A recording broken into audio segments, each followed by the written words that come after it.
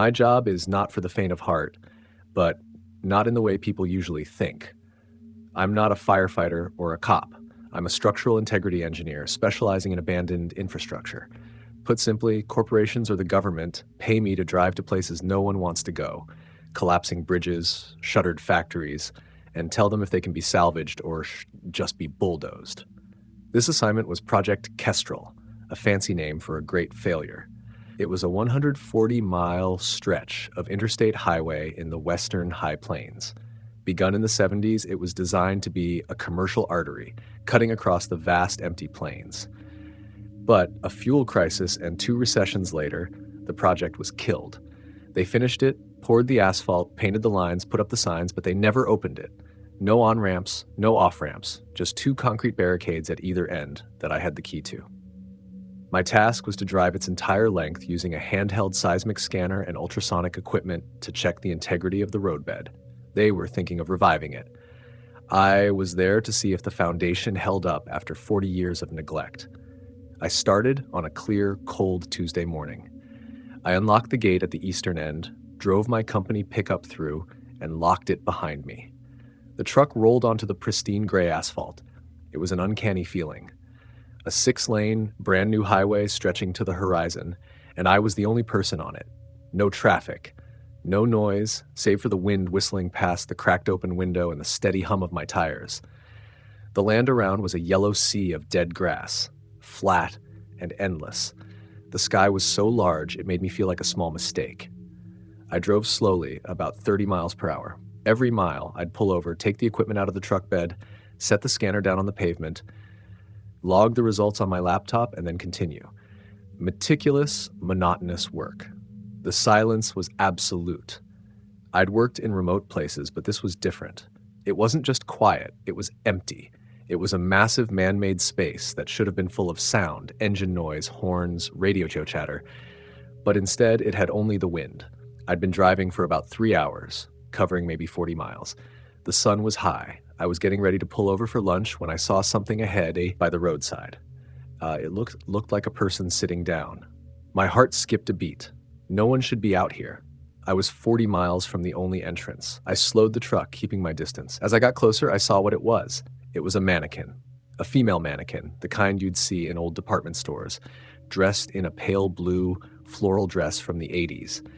It was posed sitting on an aluminum folding chair, the kind used for camping. It was facing the road, but its head was tilted slightly, as if looking at a spot in the sky. I stopped the truck. I sat there for a long moment, looking at it through the windshield. The wind made its dress flutter. "That's weird," I muttered. It had to be a prank. Maybe some local teens had managed to get past the barrier somewhere, driven in, and set it up. An elaborate joke. I stepped out of the truck, the cold air immediately hitting my face. I approached the mannequin. It was surprisingly pristine, the matte paint on its plastic face not badly cracked. It was lashed to the chair with wire. Someone had gone to a lot of effort. I shook my head, snapped a photo with my phone for the report, and got back in the truck. It was a strange interruption, but nothing alarming, just the vastness of America and its peculiar pranks. I drove on. The silence seemed heavier after the encounter with the mannequin. As the sun began to set, the road changed. It was no longer a gray ribbon. It became a black chasm. The fading light made everything flat and featureless. Shadows stretched out like fingers. Mile 90. I saw a vehicle. It was parked in the right lane, an older beige sedan. My heart stopped. A real car. Someone was out here. I felt a surge of relief, almost. I flicked on my headlights. The beam hit the car. It was empty. I slowed down, stopping about 50 yards away. The driver's side door of the sedan was open. Beside it, on the asphalt, was another scene. A mannequin in mechanic's coveralls was hunched over the rear tire, a wrench in its hand. Another mannequin, a woman in jeans, was standing leaning against the car door, arms crossed, as if observing. But there was something else. In the driver's seat of the sedan, there was a third mannequin. It was sitting upright, hands in its lap. It was not dressed in 80s clothing. It was wearing a bright orange reflective safety vest, exactly like the one I had on, and a white hard hat. I checked my rearview mirror. The road behind me was empty, fading into the deepening twilight. I reached for my satellite radio. I turned it on. No signal. Too much atmospheric interference, or maybe just the sheer remoteness of the place. My cell phone had been without a signal since I entered the gate. I was completely alone. I started the truck. The sound of the engine was loud in the night. I switched on the high beams. I moved over to the left lane, the farthest from the sedan. I drove past it, my eyes glued to the road ahead. I sped up, the needle hitting 60, then 70 miles per hour. I didn't care about the measurements anymore. I just wanted to be off this road. I drove for maybe 10 miles, my heart still pounding. Mile 100. I glanced in the rearview mirror. Headlights. About half a mile behind me, two white pinpricks of light had just emerged from the gloom. They were following me. My throat tightened. Another person. I looked closer at the mirror. They were the headlights of a large truck. Their glow was higher than my vehicle's, shining straight into the cab, blinding me. I floored the accelerator, pushing the pickup to 80 miles per hour. The old asphalt hummed. The truck behind me sped up too. It was closing the distance. I could see its shape now, a flatbed semi without a trailer, a massive black silhouette outlined by its own headlights. The most terrifying thing hit me. In the absolute silence of the abandoned highway, the roar of the diesel engine from the truck was a sound like a shriek tearing through the night. It was only a few dozen yards behind me. Its headlights flooded my cab, washing out everything in shadow. I couldn't see anything except the road directly ahead and the brilliant white light in the mirror. It was going to hit me. I jerked the wheel to the right, flying across two lanes and onto the gravel shoulder. The pickup slid and stopped. I spun around to look. The truck, it didn't stop. It didn't slow down. It blew past the spot I had just vacated. It roared by me, a massive block of metal, and continued speeding down the highway. Its red taillights shrank and disappeared into the darkness ahead. Where was it going? Where had it come from? I sat there, gasping for breath, my heart hammering in my chest.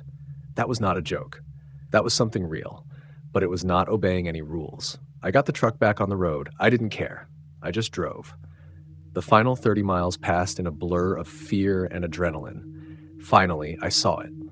The concrete barricades at the western end. The gate. I stopped, my hands shaking so badly I dropped the key twice before getting it into the lock. I opened the gate, drove through, and locked it behind me. I drove 5 more miles on the dirt access road that led back to the active interstate. When my tires hit that road where other trucks and family cars were moving at 70 miles per hour, I pulled over and sat for 10 minutes, just listening to the sound of normal traffic. I filed my report. I mentioned the mannequins and the running lights. My report was filed as inconclusive. They sent a security team out there the following week. They found nothing. The company canceled Project Kestrel, citing unstable conditions. They offered me a desk job. I took it. I don't know what I saw out there. Maybe it was an off-the-grid group playing an elaborate game with anyone who strayed onto their territory. Maybe it was some kind of bizarre art installation, cleaned up right after I left. But I don't think so. I think that place, that forgotten highway, is like the bottom of a deep ocean. I often drive at night. My cross-state delivery job has made me accustomed to the headlights reflecting off the wet asphalt, the sound of the wind sweeping past the truck body, and the pleasant solitude as everything around sinks into darkness. That night was no different. I was on Interstate 70, a long, straight stretch flanked by dry grasslands and scattered trees. I planned to stop at the next rest area for a coffee and a short break. The dashboard clock showed almost 2 a.m. The streetlights thinned out, leaving only my car's beams illuminating the low-hanging mist. Just as I rounded a slight curve, I saw a figure standing close to the shoulder, wearing a dark coat with a raised hand. I don't usually stop for strangers, especially at this hour, but it was cold, and a light drizzle had begun to fall. The person stood still, showing no panic, just calmly raising their hand. I hesitated for a few seconds, then slowed down, turned on my hazard lights, and pulled over. He walked up, tall and thin, his face mostly obscured by the hood of his jacket. When he opened the door, I saw his eyes, not aggressive nor afraid, just slightly weary. "Thanks, I just need to get to the next stop," he said. His voice was husky, a little dry. I nodded, saying nothing more.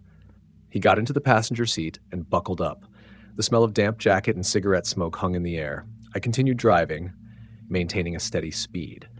We were silent for most of the ride. Only the sound of the wind against the glass and the steady beat of the windshield wipers. I noticed him glancing at the dashboard, then looking out. "My car broke down at the turnoff before this," he said after a while. "My phone died too. I thought I'd walk, but there's no signal out there." I just nodded. That was common in this area. Weak signal, empty roads, little traffic. He asked where I was heading. I told him I was making a delivery to Denver. He smiled faintly, looking ahead. "I used to live near there." Silence fell again. About 10 minutes later, I noticed his hands. There were a few scratches, stained with something dark, unclear if it was mud or something else. I glanced over and he noticed. He chuckled softly, saying it was from trying to open the engine hood. I didn't ask further. I turned on the radio to break the quiet.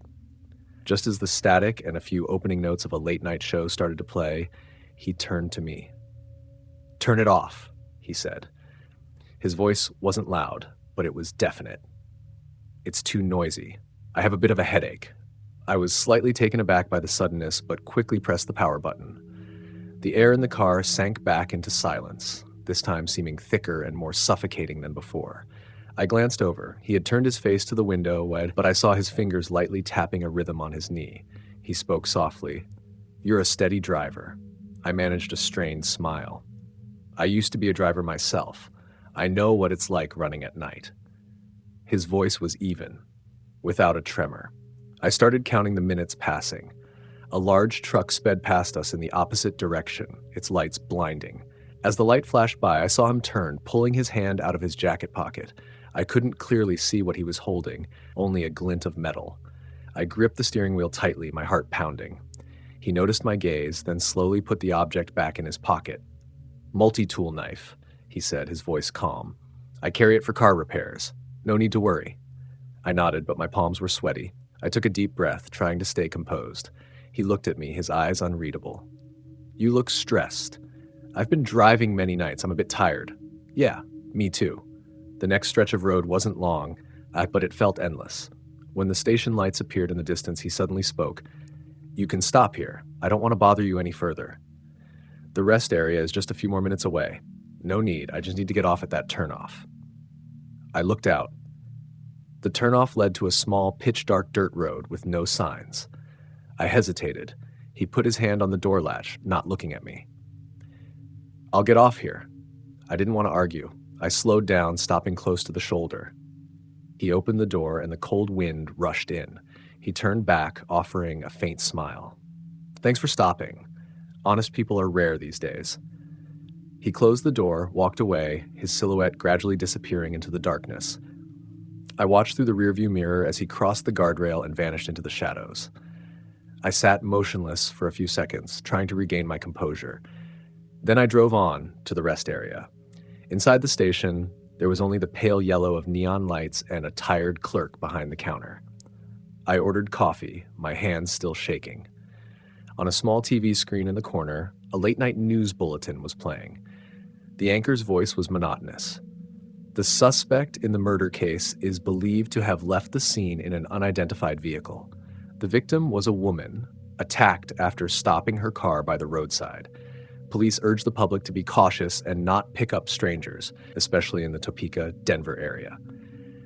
An image appeared on the screen, a hastily taken photo of a face, messy hair, deep-set eyes, a dark jacket.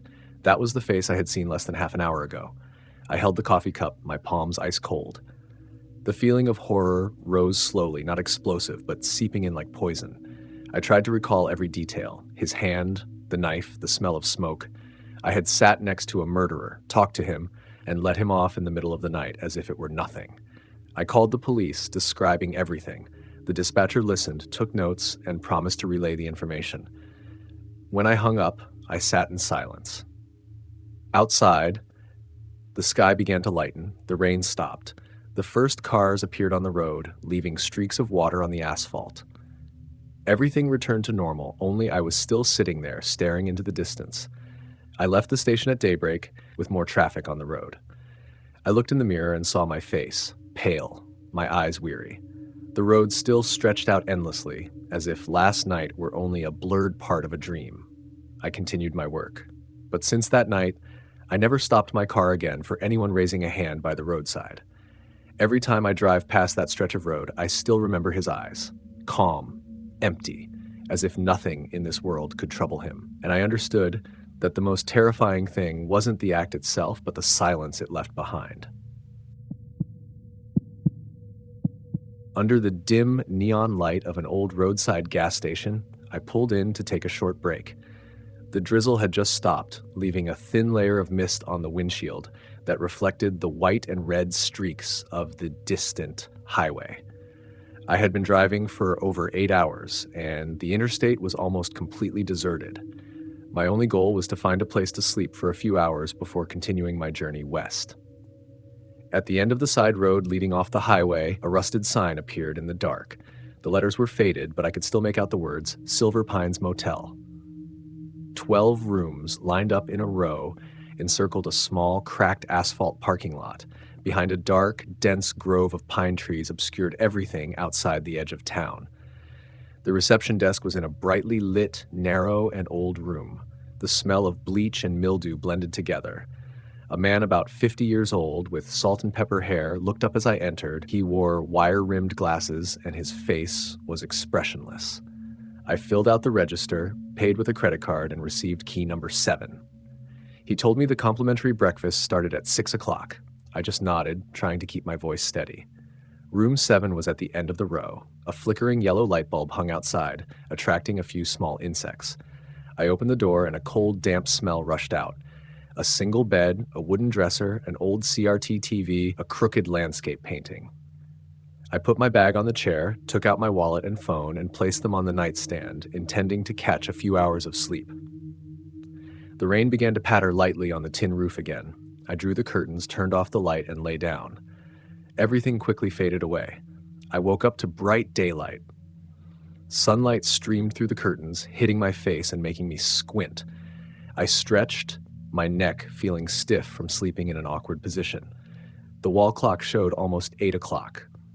I got out of bed and looked around for my phone to check my messages.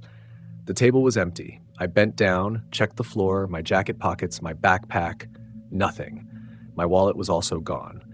At first, I thought I had left them in the car, but as I opened the door and stepped out, my heart sank. The car door was still locked, the windows intact, and everything inside was exactly as I had left it. I went back to the room, checking every drawer, under the bed, even the trash can. Neither the wallet nor the phone was there. I walked to the reception desk. The man from last night was still sitting there, reading a newspaper. He looked up at me, his gaze unnervingly calm.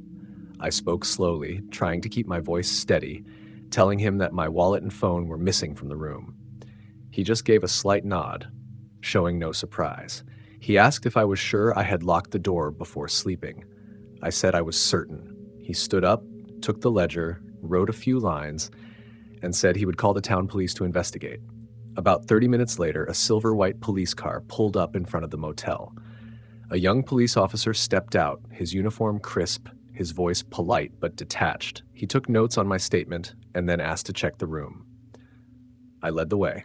He examined the lock and the window, then asked if anyone else had a key to the room. I looked at the receptionist, who replied, "Only him and the guest." The officer nodded, then requested to see the security camera footage.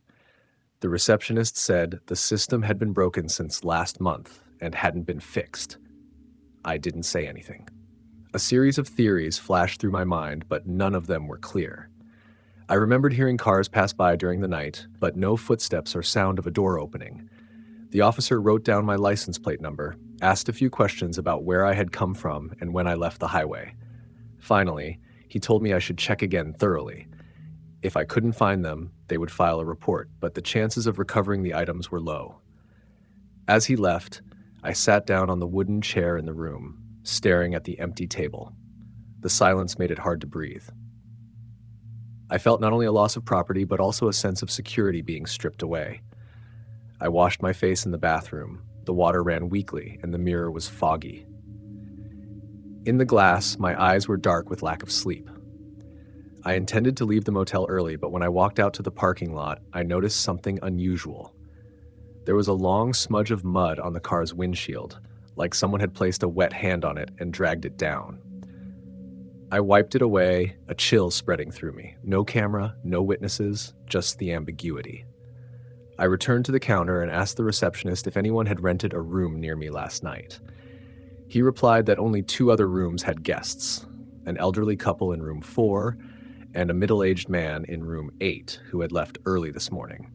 I asked if I could see the register, and he just smiled, saying that was private information. I sat in my car for a long time, looking through the rearview mirror. In the distance, the pine grove stood motionless, frighteningly still. Something about the whole situation didn't add up, but I couldn't pinpoint what it was. Finally, I decided to go back to the room one last time.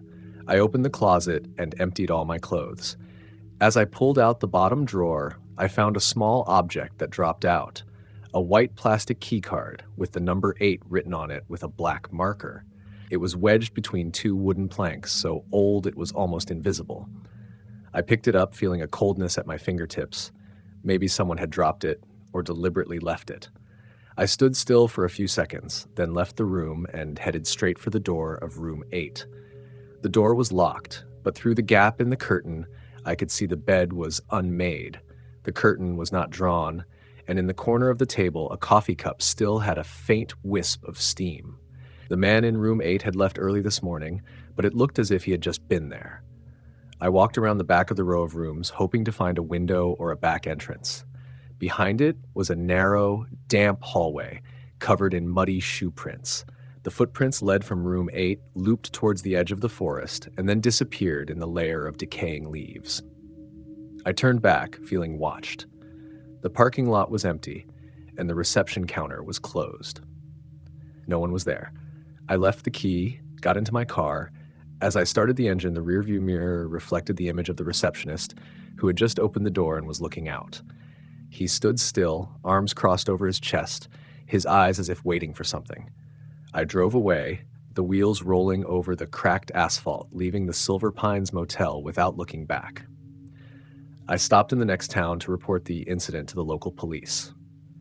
The duty officer, an older man, jotted down the motel's address, then looked at me for a long time. He asked if I was sure about the name of the motel.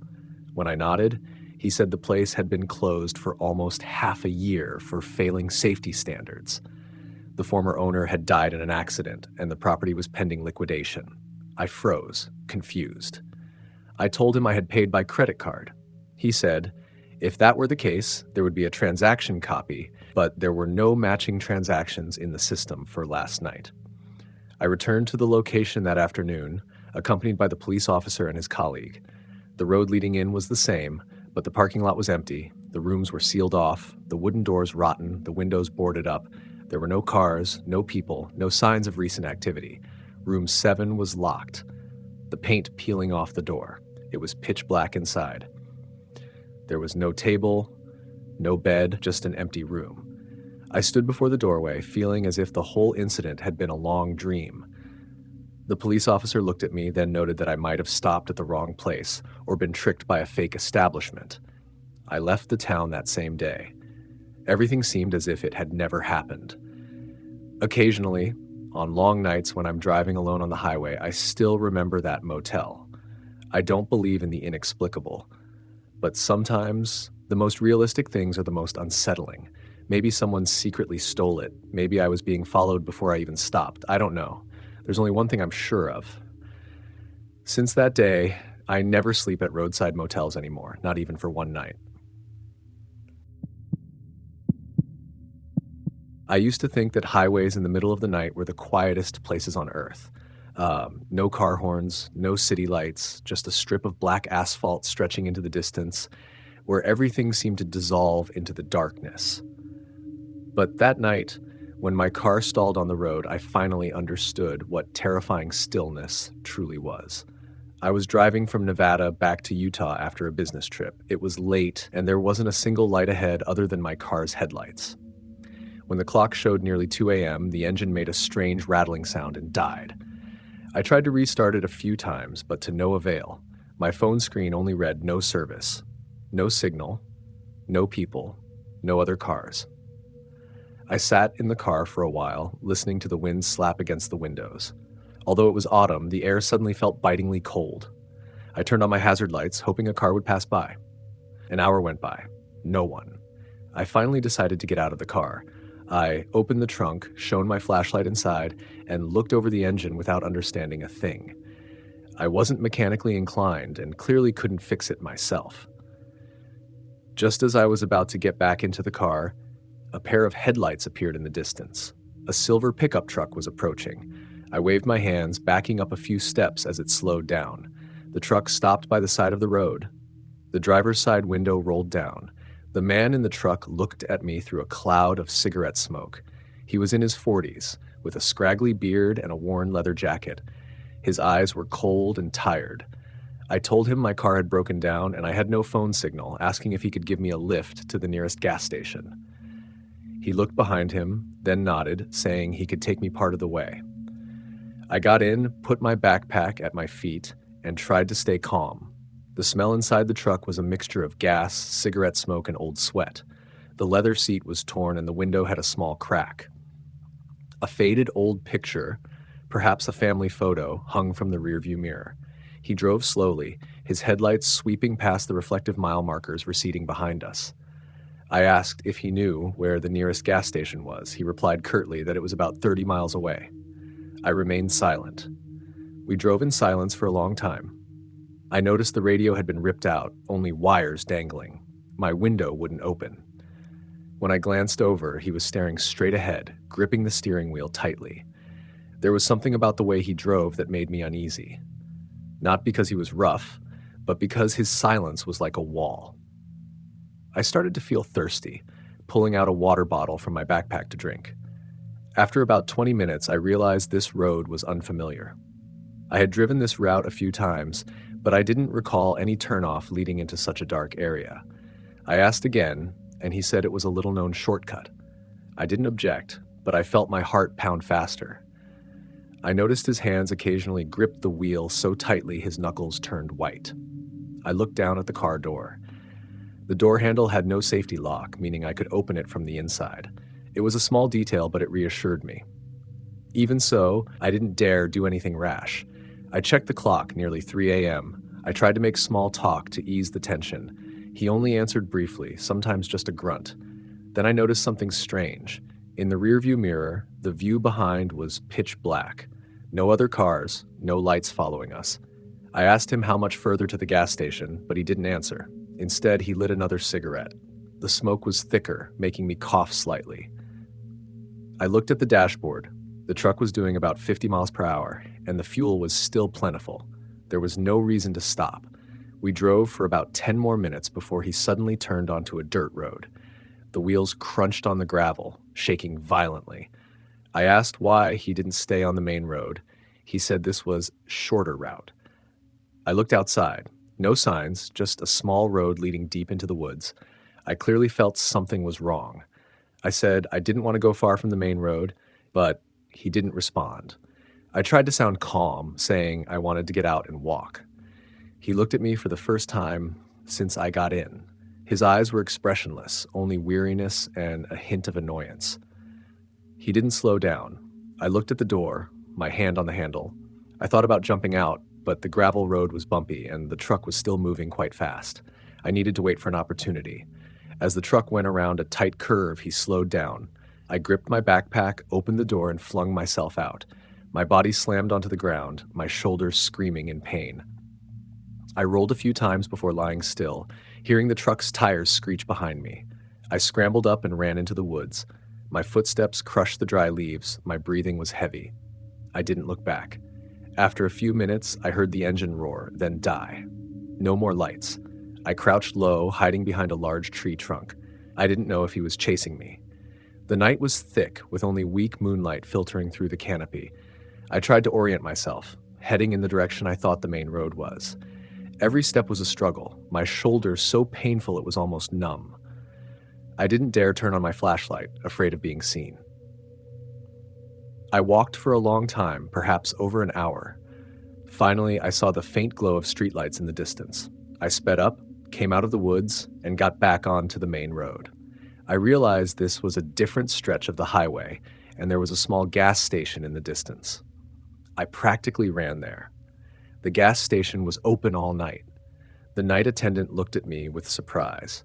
I briefly explained that my car broke down. A stranger gave me a ride, but took a wrong turn. He helped me call the police from the landline. As I was talking, I heard a familiar engine sound outside. A silver pickup truck sped past without stopping. The police arrived about 20 minutes later. They drove me back to my broken down car. It was still there, untouched. They searched the area around the dirt road I pointed out, but found no trace of the pickup truck. No license plate, no cameras, no one else had seen it.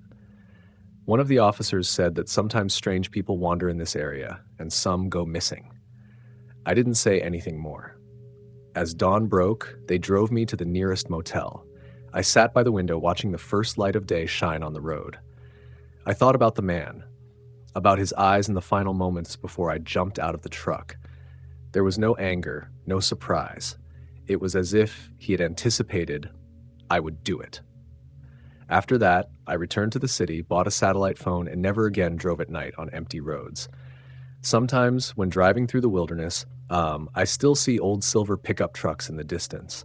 I never know for sure if it's him, and I don't want to know. I survived, but since that night, every time I look in the rearview mirror, I feel uneasy.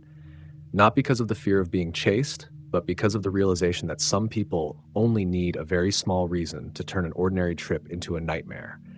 And sometimes you only know you're lucky because you're still here, telling the story.